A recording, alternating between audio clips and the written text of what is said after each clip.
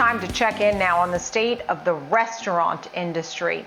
So can it rebound after the economy reopens? Let's bring in our panel, our experts. Nick Setyan is with us, Managing Director, Equity Research of Restaurants at Wedbush Securities. Ryan Patel, Global Business Executive. It's great to have you on. Nick, I'll start with you. I know we're here to talk a lot about Domino's Pizza ahead of its numbers, but what is the state of the restaurant industry as the cover of the New York Post called New York a ghost town? Everything is closed. Everything's for rent, and many of the restaurants are still closed. So now what, Nick? Well, I mean, that's New York City. It's also very similar in California. But most of the country has seen a pretty decent recovery.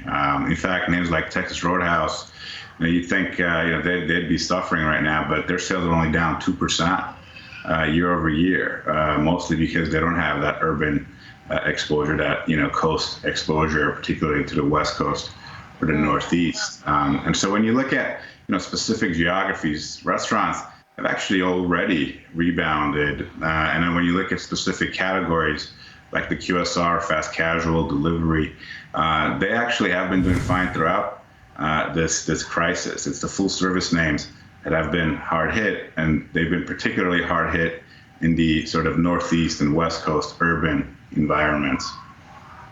Right, yeah. Ryan, what are your thoughts? We talk about the consumer and the bounce back of the restaurant industry that people are anticipating, or as to Nick's point, there are certain restaurants that are still doing quite well. I mean, I guess you could throw Chipotle in there. Texas Roadhouse was his example. Ryan, your thoughts?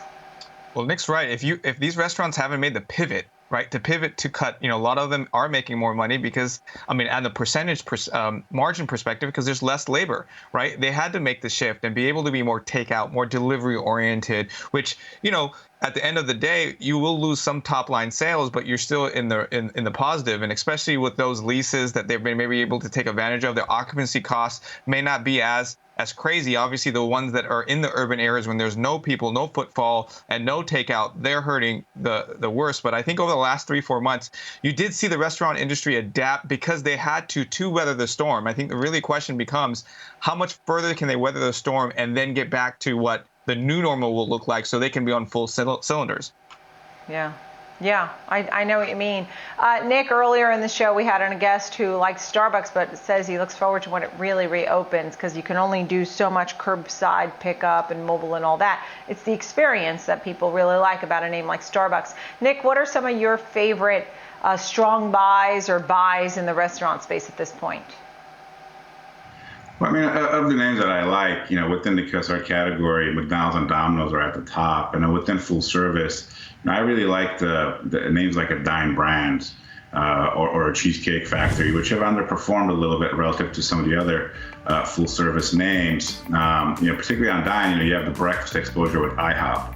You own IHOP and Applebee's. And so that's the reason why that's underperformed a little bit. I think, if you're giving the benefit of the doubt to the rest of full service that's going to come back, I think it's a fair assumption that breakfast is going to come back and normalize at some point as well. And so I think that stock continues to work. In terms of Domino's and McDonald's, they've just been very strong performers throughout this crisis, but they're not getting credit for what's next. I think a lot of those other names like full services is getting a big benefit of that. And we've seen, big moves up in their share prices, but not with some of these QSRs that have actually, outperformed fundamentally, but not share price wise. So there's an irony. I see. So we should know that you like those names because you do think that they're doing well, but it may not be as evident to us, McDonald's and Domino's Pizza. Ryan, what are your thoughts on Domino's ahead of the earnings here? Well, I agree. There's still going to be a credit for digital ordering. Domino's has embraced the tech side, and even after getting back to, quote, the normal, that's still going to be a heavy play no matter what restaurant industry. They've over 75% of the U.S. sales is around that. I think that the other thing that I like about them, there's still opportunity to grow 17,000 stores now, and we'll see what they say on that interest rate and that rate. And two more key points. One, 95% of the current franchisees were former employees at Domino's. That's important as a franchise business because you have a pipeline that's built and an operation that's consistent. Their margins, operating margins, have been consistent over the last 5 to 7 years at 17%. And what's interesting for me, what I'm looking for them to see their international expansion. I know that they've had a little bit of a bumpy road. I want to see if they're going to try to fix it operationally and their strategic plan going forward. Yeah. You know, Ryan, and you made some other points too, the wage debate, minimum wage, loyalty programs.